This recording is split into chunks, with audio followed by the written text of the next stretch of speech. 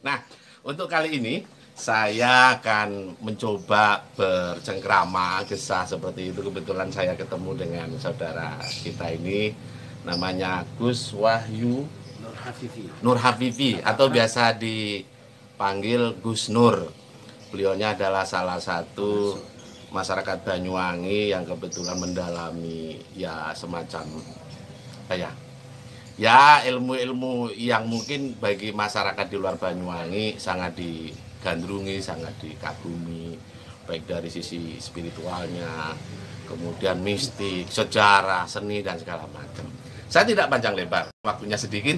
Saya akan kebetulan ketemu, mumpung ketemu ini, saya akan langsung coba tanyakan kepada beliaunya. Apa kabar, Gus Nur? Ya, sehat, alhamdulillah. Nah, Sehat, pagi yang cerah. oke, terima kasih. Gus, saya langsung. Ya. Pagi ini sepertinya kita santai aja bicara soal Banyuwangi. Ada banyak hal yang memang harus digali ya, Gus. Ya. Termasuk kalau ngomong luhur-luhur kita itu luar biasa sakti. Bahkan Banyuwangi ini dikenal oleh masyarakat dulu saat saya kuliah atau menempuh bangku pendidikan sekolah di luar daerah. Saya ini dianggap sakti, padahal tidak sakti-sakti amat seperti itu. Karena nama Banyuwangi. Karena nama Banyuwanginya sudah tercover di sana, sudah dimawa. Nah, bisa diceritakan nggak, Gus? Bagaimana itu penyampaian masyarakat di luar ketika Banyuwangi itu gudang orang sakti? Ya. Silakan, Gus. Ya. Alhamdulillahilladzi hadana li hada wa ma kunna linahtadi laula hadanallah. Asyhadu an la ilaha illallah, asyhadu anna Muhammadan abduhu wa rasuluh. Qala Allah Ta'ala bil kitabul karim wal wasyhadu bin Nabi Muhammad sallallahu alaihi wasallam. Amma ba'du alayya. Ya, pada kesempatan pagi menjelang siang ini, jadi kebetulan ngobrol-ngobrol sama Kang Bintoro ya. di sini. Kebetulan menanyakan tentang spektakulernya Banyuwangi.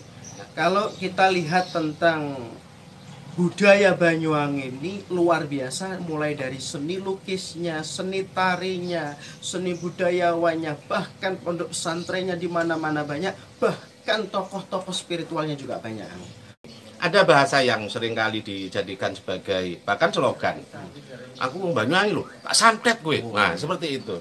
Kalau menurut Gus gimana, Gus Nur? Santet itu seperti apa sebetulnya? Dan sihir ya mungkin. Ya, sihir, santet seperti itu. Oh, ya. Seperti itu. Gimana? Jadi seperti ini. Jadi kadang orang salah paham. Banyuwangi itu kota santet lah bahasanya. Ya. Ini sehingga ditakuti banyak orang. Sebenarnya kalau dulur-dulur perlu tahu, santet itu beda dengan sihir. Jadi santet itu menjadikan seseorang yang tidak suka menjadi suka, atau bahasa Arabnya itu mahabbah. Mahabbah. Iya, pengasihan. Kalau kalau sihir itu jelas menyakiti. Ya. Jadi orang yang benar sehat disihir dengan apa? Dengan jin, dengan klinik-klinik, dengan metode-metode yang mereka kapasitasnya mereka sendiri-sendiri. Ya. Jadi yang jelas perbedaan Banyuwangi itu tukang santet itu asumsinya bukan Banyuwangi ini Negatif ya, negatif, bukan. Ya. bukan. Banyuwangi ini sejuta pengasihannya yang luar biasa. Justru di situ makna yang paling dalam digunakan oleh masyarakat Banyuwangi dulu mungkin oleh leluhur kita, bahwa itu welas asih kan? Iya, welas itu, asih, pengasihan atau welas asih yang bikin orang, katakan ini dalam rumah tangga. Rumah tangga itu terjadi cekcok. Jadi di santet lah, dalam arti ke ustadz atau ke dukun atau yang lain mencari bagaimana istri atau rumah tangga itu jadi baik. Ini namanya santet. Atau lelaki ini kalau Banyuwangi tren. Iya. Ada istilah cinta ditolak, dukun bertindak. Nah, istilahnya seperti itu iya. ya. Jadi jadi sejuta segudang mantra Banyuwangi itu luar biasa.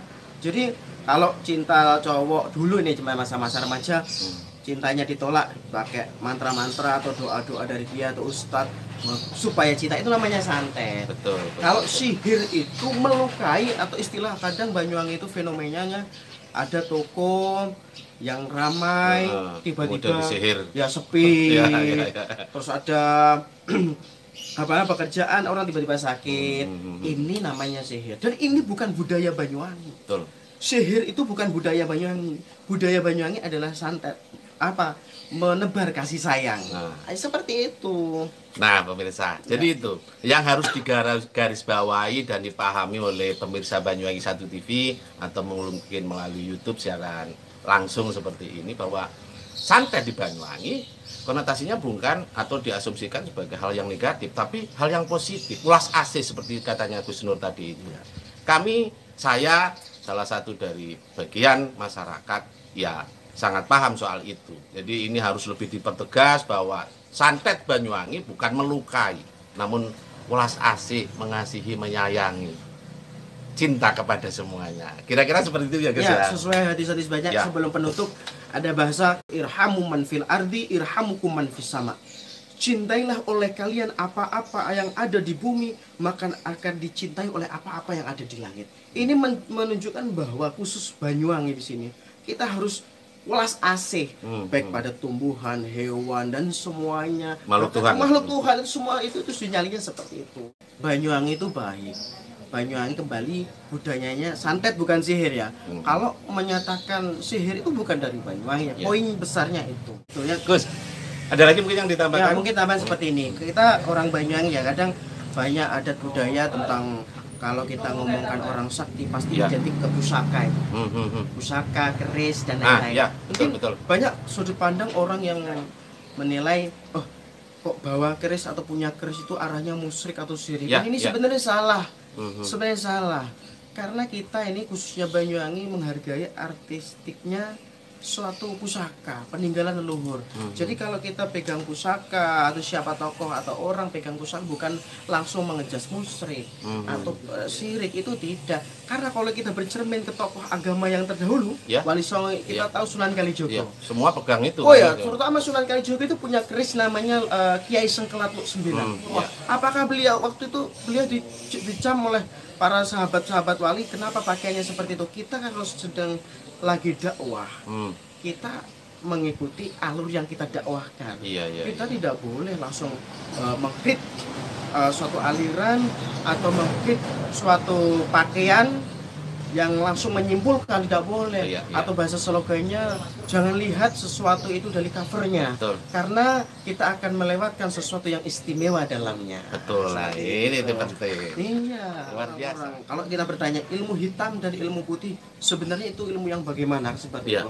Sebenarnya kalau menurut pandangan saya pribadi ya, dan saya menggaris besar bukan materi saya ini paling benar, tidak. Ini menurut kacamata saya, sebenarnya ilmu hitam dan ilmu putih itu tidak ada. Semua kembali pada orangnya. Jadi ketika orang itu yang diklaim katakan pengobatannya bagi orang-orang agamis agak nyeleneh, tapi di situ untuk mengobati orang, membantu orang kan menjadi baik.